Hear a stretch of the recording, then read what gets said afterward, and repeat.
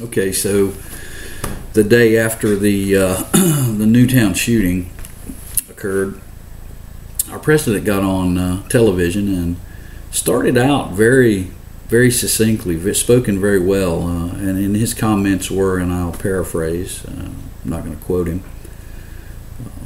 I know that there are heartfelt and deeply appreciated issues on both sides of the aisles regarding some of the changes that need to be made to fix this problem with gun ownership. He was referring specifically to gun ownership, and he went on to say that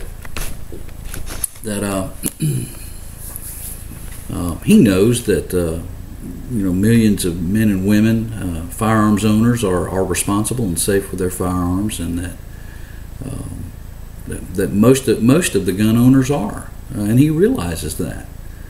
And I'm thinking to myself, wow, okay, there might be some common sense afforded here. And then he goes on to say that, and most of those men and women, those honest, law-abiding citizens that own their guns and they're responsible and they're safe with them, and they abide by the law.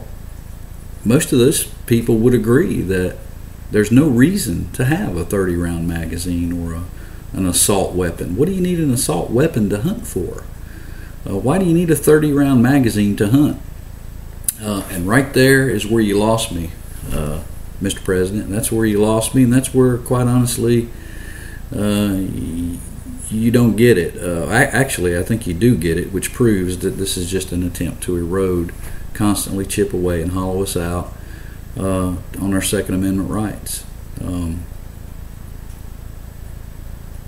The Second Amendment says nothing about the population owning guns expressly for hunting purposes. It says nothing about that's the only reason that we can have them. In fact, it indicates that a well-regulated militia, there should be a well-regulated, which to me means well-organized militia, which is civilian population, a guerrilla force, if you will, with weapons. It doesn't say anything about the type of weapons or the use of those weapons. Our country has already had to go through the issue of fighting our enemies with pitchforks and muskets and squirrel guns. That's expressly why they wrote the Second Amendment the way that they did. So you lost us there, Mr. President. You don't speak for me. Your Congress doesn't speak for me on this issue. I do not agree that 30-round magazines need to be banned. As a matter of fact, I'm calling upon you to withdraw your ban regarding that's in the House right now as we speak.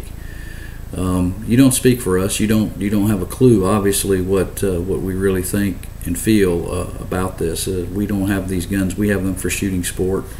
We have them for hunting. In fact, an AR-15 is an excellent hog gun, an excellent pig gun. It's an excellent coyote weapon. There are so many versions of it that are outstanding, and it's the U.S. military that has the assault weapon version of that our troops every day wearing American flags on their shoulders carry. Just to let you know, also there's a new bill that was actually up for vote today or tomorrow to ban 30-round magazines. These folks know that, and they're doing this as a separate part of legislation from the main body of the assault weapons ban. This bill has been in the House for quite some time. You'll see some videos out there from TN Outdoor 9 and some other folks. Go watch those videos. A ban on magazines, they've had them before. Doesn't decrease crime one bit. All it does is limit the law-abiding citizen. That's all it does. There's millions of these magazines already, high-capacity magazines in circulation. So there's no benefit whatsoever other than to chip slowly away at your Second Amendment rights. So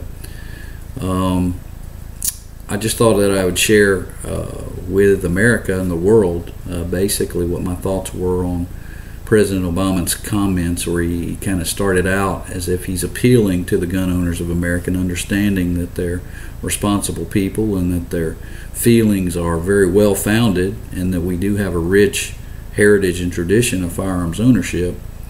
However, most of us don't think that we even need a 30-round magazine for anything. So I am not one of those. You do not speak for me. Doesn't appear that any of the members of the House or Congress speak for any of us as far as gun owners are concerned. I would encourage you to join the NRA and your state and local groups and stand and don't be silent on this issue. You'll find that nothing good can come from creating laws with which have no purpose other than to limit the liberties with which we already have. These laws are not going to stop crime. They're not going to limit crime. They're not going to do anything at all as far as crime goes. And they know it. Diane, I can't remember her last name, but we've got another Diane who's circulating a bill. It actually admits that this ban really won't impact crime at all. I mean, she admits that. It's these people are not. These people don't hide the fact that they walk around. They actually don't walk around believing that anything that they're doing is going to affect crime. They know it's not. These people aren't stupid.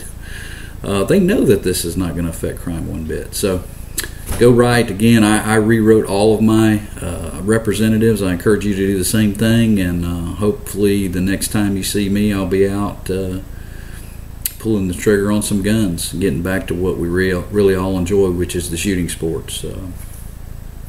Peace out.